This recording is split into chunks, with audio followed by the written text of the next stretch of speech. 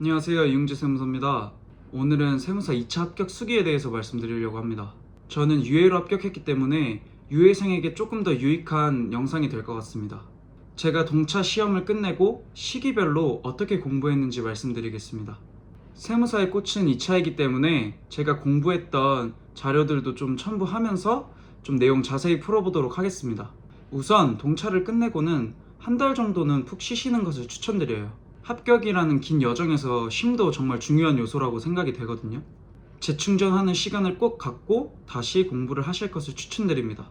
우선 한 달 정도 쉬시고 9월부터 11월까지는 재무회계, 원가회계, 세무회계를 잡는 것을 추천드립니다.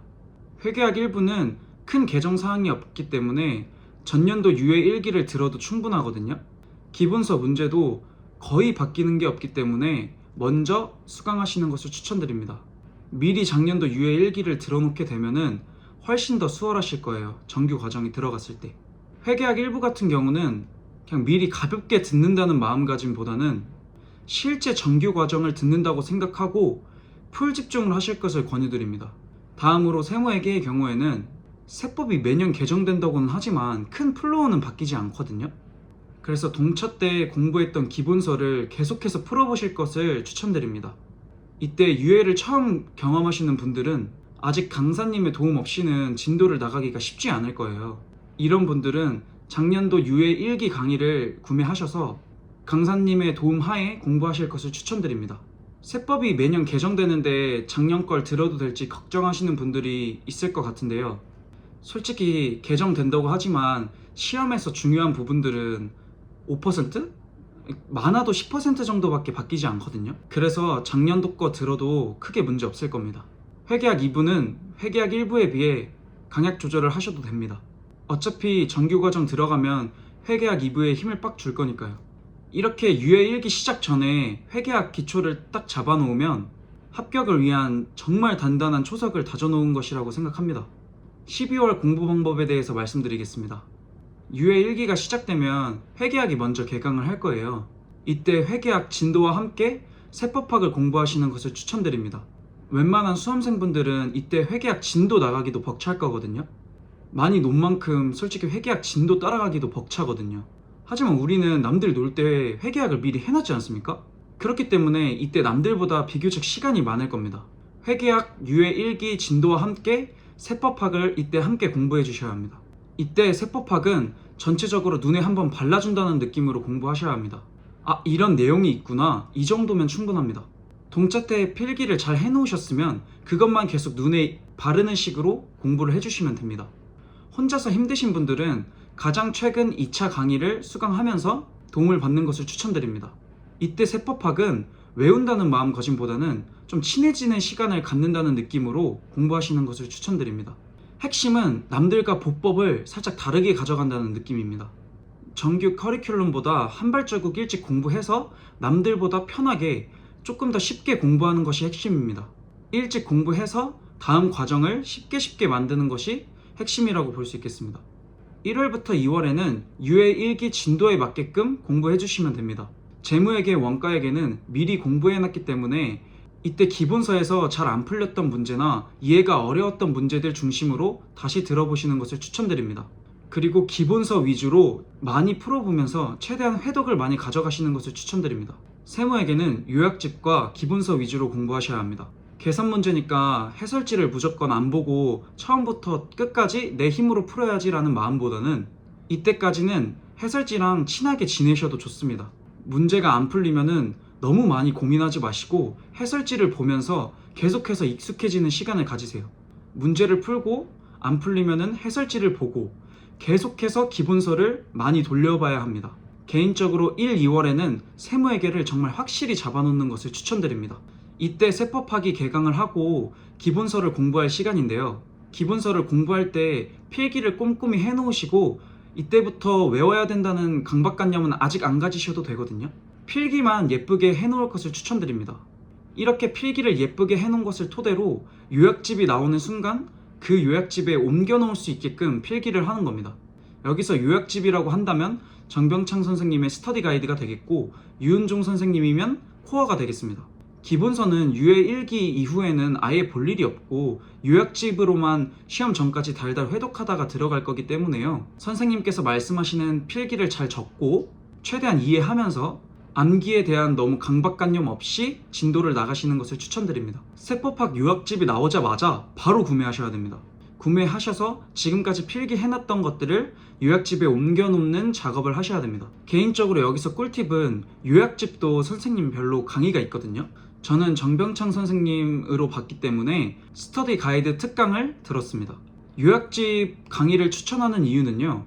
결국 세법학 시험을 보려면 스가를 기준으로 통으로 외워서 들어가야 하는데 그 책에 맞게끔 강의를 진행하시기 때문에 책을 단권화하고 책을 좀 이쁘게 만들기 위해서 좀 좋습니다. 다음은 3월부터 5월입니다. 이때는 유예 2기 진도별 모의고사 시즌인데요. 여건이 되는 분들은 반드시 학원에 가서 시험을 치시는 것을 추천드립니다. 여건이 안 되는 분들은 우편으로 보시겠지만 웬만하면 무리를 해서라도 가시는 것을 추천드립니다. 추천 이유는 무엇보다도 현장감을 익히는데 상당히 좋습니다. 시간 배분을 어떻게 하고 어떤 문제부터 풀 건지 나만의 풀이 방식을 정립하는데 상당히 좋은 기회입니다. 또 이 시험의 경쟁 상대를 내 눈으로 확인할 수 있기 때문에 거기서 오는 동기부여도 상당한 장점이라고 생각합니다. 우편으로 받아서 풀게 되면 익숙한 장소에서 내가 풀고 싶은 시간에 풀기 때문에 개인적으로 추천 안 합니다. 모의고사 보고 그날 하루 정도는 쉬셔도 된다고 생각합니다.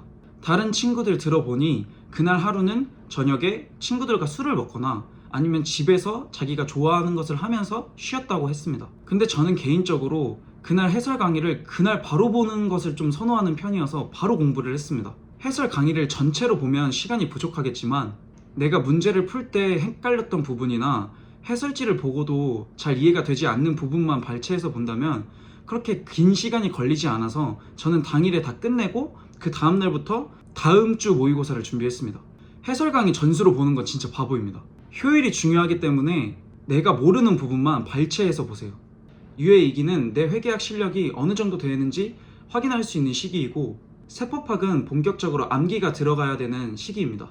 모의고사를 통해 내 회계학 실력이 이론이 부족한 건지 아니면 문제풀이 스킬이 부족한 건지를 파악해야 합니다. 세법학은 지금까지 눈에 발라만 놨던 내용들을 실제 암기하는 시기입니다. 저는 개인적으로 핵심 단어를 입으로 외웠습니다. 독서실 안에서 혼잣말로 묵음으로 계속 외웠습니다. 쓰면서 외우는 분들이 있는데 개인적으로 저는 그 방법을 선호하지 않습니다. 입으로 말할 수 있으면 당연히 손으로 쓸 수 있고 또 시간도 절약되고 손도 아프지 않기 때문에 조금 더 효율적인 방법이라고 생각했습니다. 손으로 쓰는 것도 중요하긴 합니다. 근데 그건 유예 2기 때 12회의 모의고사, 유예 3기 때 8회의 모의고사를 통해 20회면 충분합니다. 그때 쓰는 것만으로도 손목이 벅차해요. 6월, 7월은 유예 3기 시즌입니다. 이때 유예 3기 강의와 더불어 기출문제를 풀어줘야 합니다. 회계학 1부랑 세법학 1부, 2부는 문제가 어떤 식으로 나오는지만 파악하면 됩니다. 기출의 핵심은 회계학 2부입니다.